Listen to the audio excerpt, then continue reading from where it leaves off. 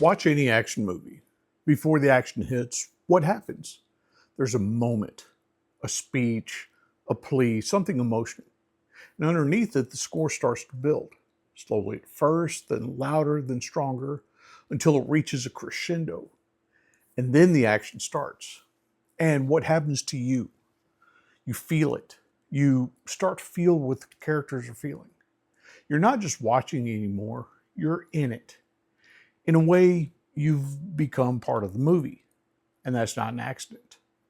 That's design.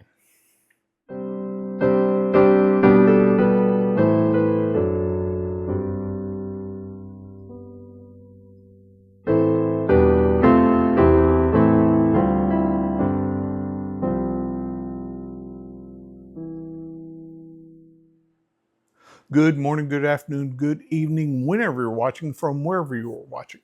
Welcome or welcome back to In With and Under. There's something that happens in a crowd that doesn't happen when you're alone. You felt it. The music swells, the lights dim, people around you raise their hands, and suddenly it feels right. But here's the question. Is it true or does it just feel true? In the late 1800s, a French polymath named Gustave Le Bon wrote a book called The Crowd, a study of the popular mind. But he wasn't studying worship services. He was studying people. And what he found was this. People don't just think differently in crowds. They become different people. As he put it, the conscious personality vanishes, and the thoughts and feelings of all the units are directed in one and the same direction. When you enter a crowd, three things tend to happen. First, you lose a sense of individuality.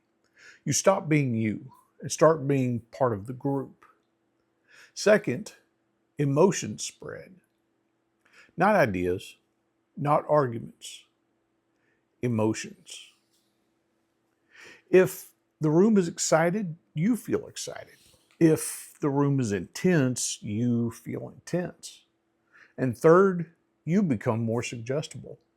You're less critical, more open, more receptive. Not because you're weak, but because you're human. Le Bon says it this way. In crowds, it is stupidity and not mother wit that is accumulated. In a crowd, truth isn't evaluated. It's felt. Now, take that and walk into a modern evangelical worship service. Lights, music, repetition, a room full of people all moving in the same directions. What you're experiencing isn't just worship, it's crowd psychology. That doesn't mean it's fake, it means it's powerful. Now, let's go one layer deeper because it's not just the crowd, it's the environment itself. Music plays a huge role in this. And I'm not just talking about what people sometimes call 7-Eleven songs. The same 7 words repeated 11, 12, 15 times. It's not just repetition. It's what's happening underneath. That low drone of a synth or a guitar pad sitting under everything, while the pastor begins to speak.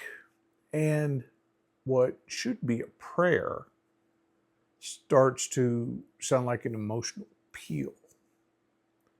The music doesn't stop. It builds. It swells. It tells you how to feel.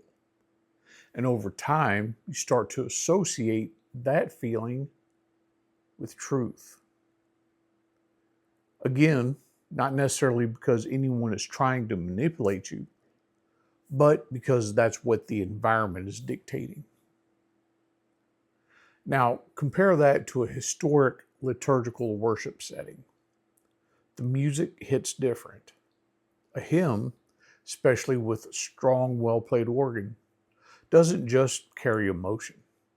It carries words, structured words, the kind that make you think, the kind that make you confess something, whether you feel like it or not.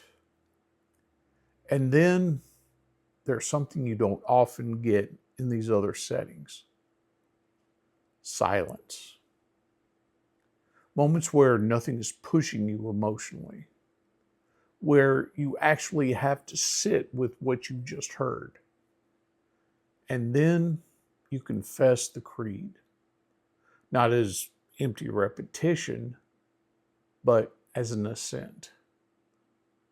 I believe this. Not because the room feels a certain way, but because it is true. And even the sermon is different. It's not a TED talk. It's not built around a moment. It's instruction. It opens the text. The sermon explains it. The sermon teaches. It might challenge you. It might confront you.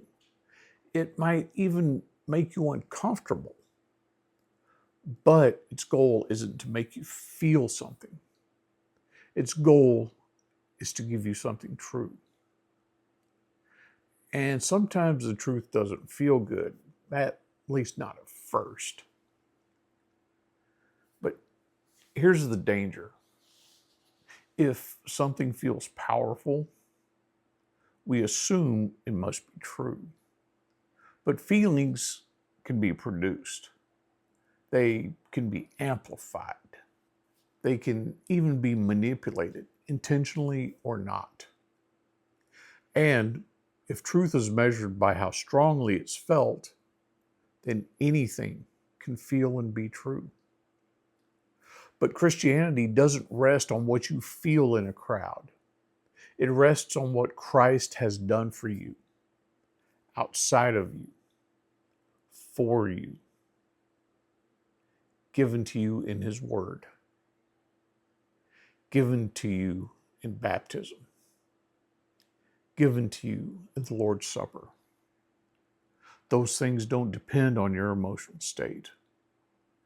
They are true, whether you feel them or not. The crowd may move you, but Christ gives you something far more solid than that.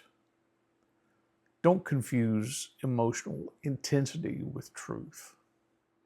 If you found this helpful, or if it annoyed you in a productive way, hit like, subscribe, and share it.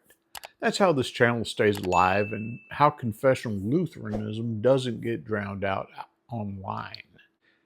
And if you want to help support the channel beyond likes and shares, I do have a Patreon and a Buy Me a Coffee. Those links are in the description. They help cover time, research, and production. And they keep this channel focused on confessional content, not chasing trends. So, until next time, God bless.